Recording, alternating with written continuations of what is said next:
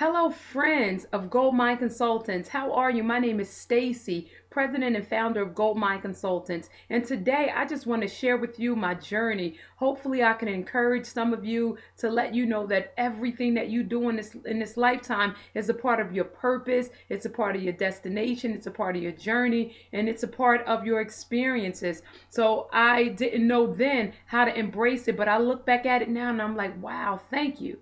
Thank you for the journey. Thank you for the people I met along the way. So just to give you a little history about me, I was born and raised in Newark, New Jersey. I lived on every block ranging from Martin Luther King Boulevard. I lived on, well, it was called High Street when I was growing up. I lived on Astor Street, Clinton Place. I lived on Alexandria Avenue. Oh my goodness. I probably can't name it, but I remember when I had to go through a background investigation when I was applying for law enforcement, and they asked for me to write down every single address I ever had. And when I had to write it out, I reached the number 35. So I had 35 different residences. I lived in about 3 houses while living in Detroit, Michigan.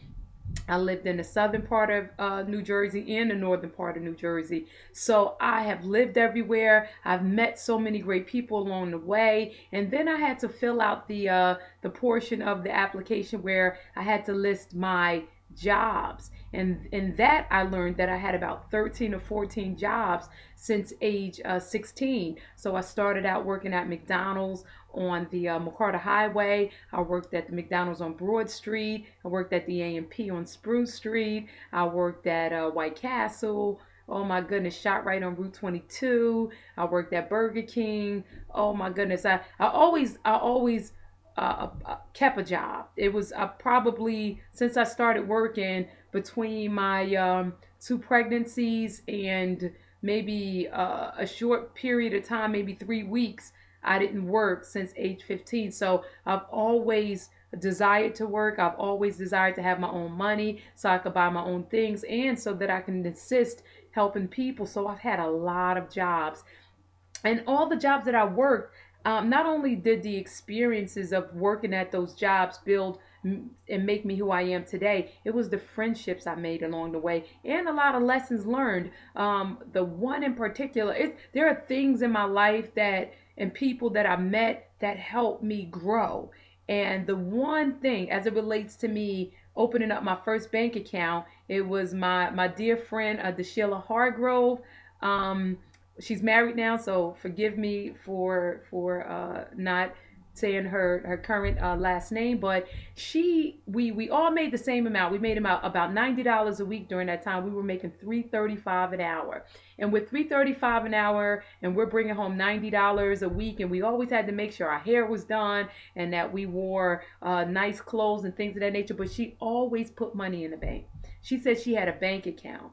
And I'm like, wow, a young person with a bank account. That was strange to me because I didn't know too many young people at that time that had a bank account. And she said that she would put $20 in a bank.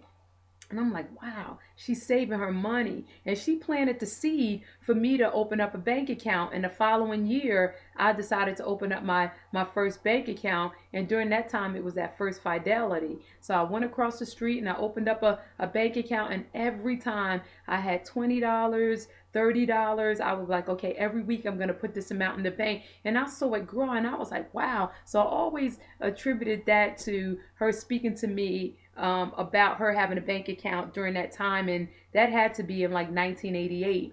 And after that, I met, like I said, there's Sheila Hargrove, phenomenal female, a math major, a student. Well, she just graduated, but to just meet someone who loves math and is a female is phenomenal to me. We started in McDonald's. There's Fatima Turner. She's into nursing. She does a lot with the community. And there's Danita, who's currently working overseas, and she received her degree. She was teaching at the Newark Public School Systems, and then she decided to take a leap, and she went and started teaching in, I believe she's in Iraq, if I'm not mistaken, but I may be wrong, but I know she's teaching overseas. Although I follow her on Facebook, sometimes my memory just gets botched up when I'm doing a video most of the time. But so I met these phenomenal people. There's Florence, who's a nurse right now.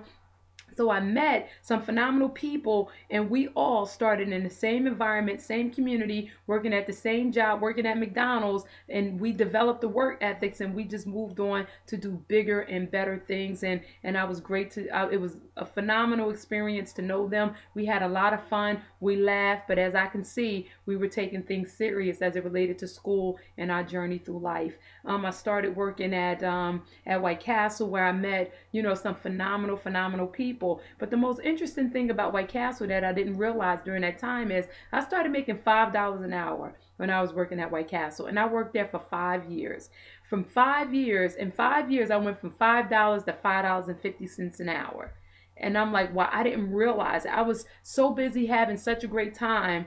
I enjoyed the environment so much. I didn't realize how much time I actually wasted. But then I learned that there was no wasted time. It was a part of my experience. It was a part of my growth. And I met my sister, Teresa Majette, a very, very, very dear friend of mine. She's my sister. And even during that time when I was working at White Castle, I didn't have a place to go. And Teresa Majette, she took me in. She allowed me to stay in her house. Sometimes I believe she had a 1 bedroom at that particular place, and she would give me her room, and she'll sleep on the couch, or sometimes I'll sleep on the couch, but we never had an issue. She opened her house to me. I love her. I'll never forget her. It's just so much gratitude. And to this day, although I don't get a chance to see her as often as I would like, I absolutely love her. But just seeing that generosity, and she just didn't bat an eye when she knew I didn't have a place to go. Although we worked at the same job, she opened up her door to me, and she allowed me to stay there. And to that, I attribute to one of the reasons why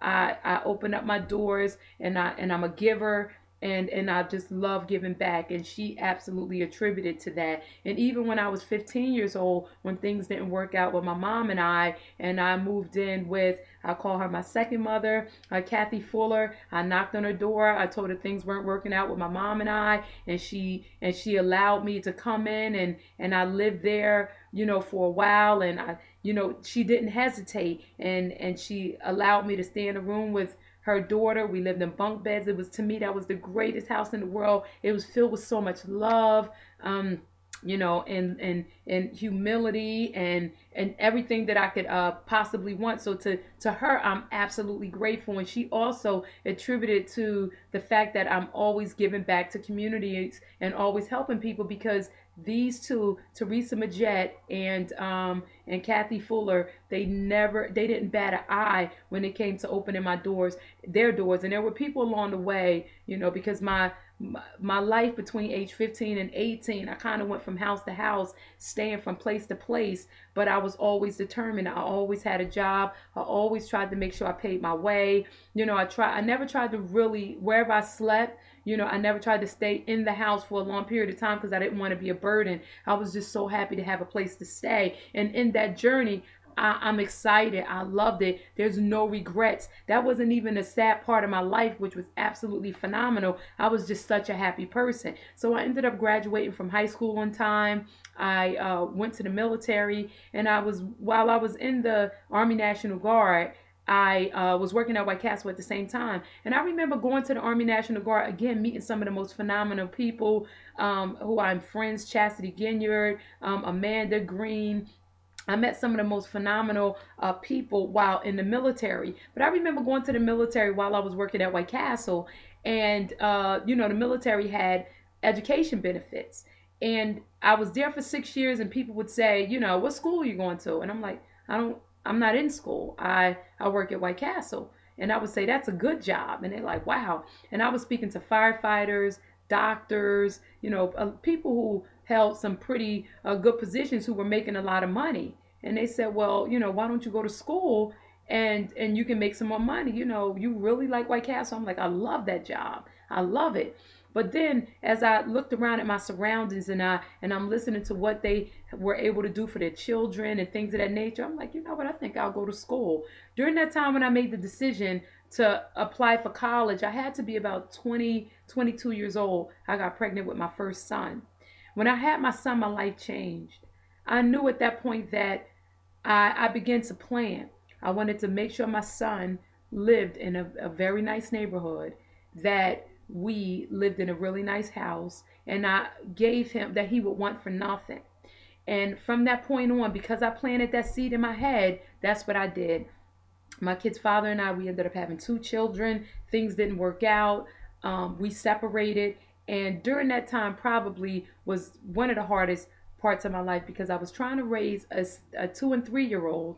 I was not giving up on college. I was still in the National Guard, and at that point, I was working at Continental Airlines. So I was juggling all of this stuff, but not at one point. There wasn't one point that my bills weren't paid. I never missed a day of school. I never missed a day of work.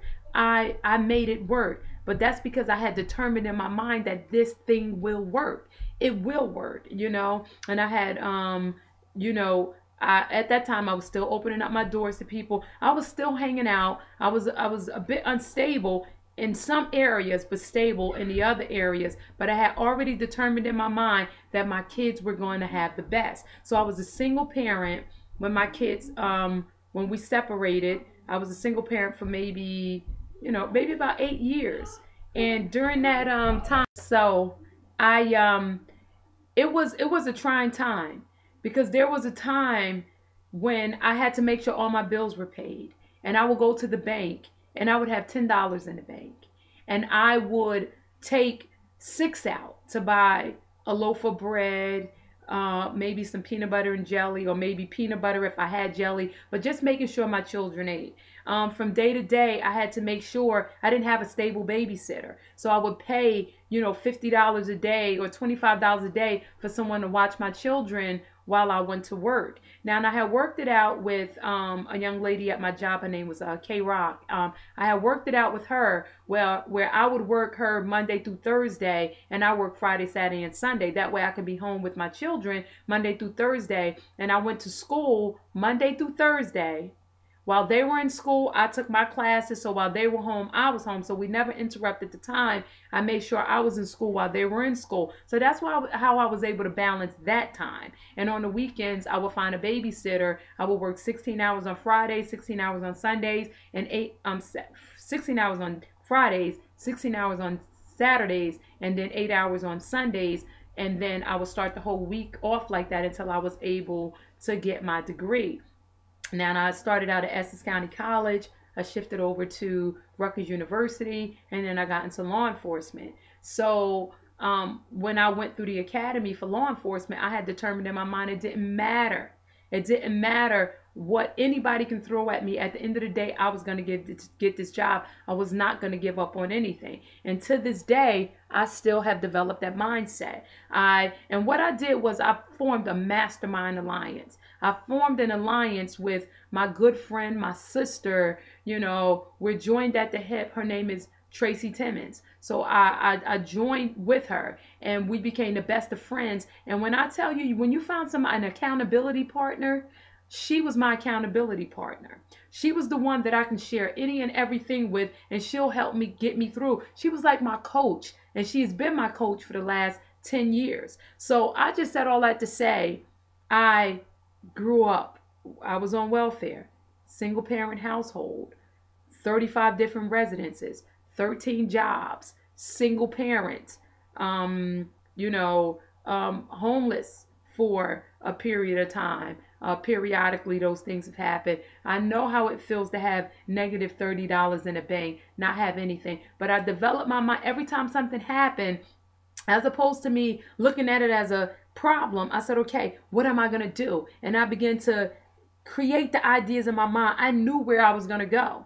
I knew that one day that I was going to have a job where I was going to be helping people. I said that in the 3rd grade. I knew that I was going to do something that was going to affect change. I had planted that thing in my mind. So I said all this, and I tried to give you a quick synopsis of my story because of I talk to so many women. I talk to women who are currently they need welfare in order to feed their family, but they're still trying to find a way to come up out of that so that they can give their children a better life. and I tell them I've been there and this is what I've done. I read the books on how to become a millionaire. I read the books about the mind on how to change my mind and develop a stronger brain. I communicate with people who are doing what I'm doing or doing greater things. And I hold on, and I draw strength from my friends and family. And I think of one person. There are two people, well, three. Wow, amazing. And this came to me. My sister Tracy, that's my twin. I've been telling her for years, she's one of the strongest people I've ever known. And I hope that she can write a book one day so that she can tell you her story.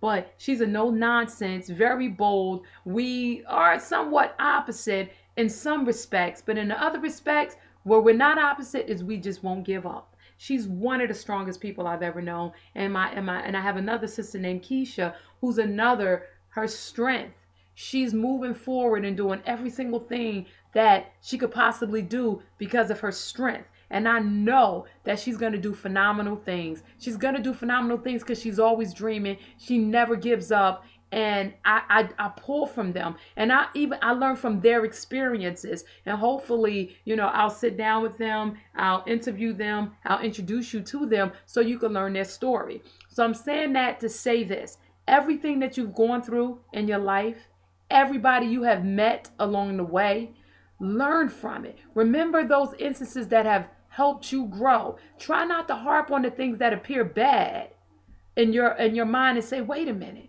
but what did I learn from that? I learned a lot along the way. I learned that there are some phenomenal people out there. It doesn't matter where you're from, but I also learned who I am. I learned that I am all that I desire to be. I am what I think, and there's nothing in this world besides death that can stop me from getting what I want out of life. So again, I say thank you from GoldMind Consultants. Thank you for taking the time out to listen to this video tonight. If you like it, please hit us up on Facebook at GoldMind Consultants, or hit us up on YouTube. And we're also at GoldMind Consultants. Leave us your comments. Let me know if I've encouraged you with this. But let me tell you again, you are not who you think you are, but you are what you think. And there's no obstacle too big or too great that you cannot overcome it. And I look forward to hearing your stories and your testimonies, because let me tell you, with God, all things are possible. Have a great and a blessed evening. Good night.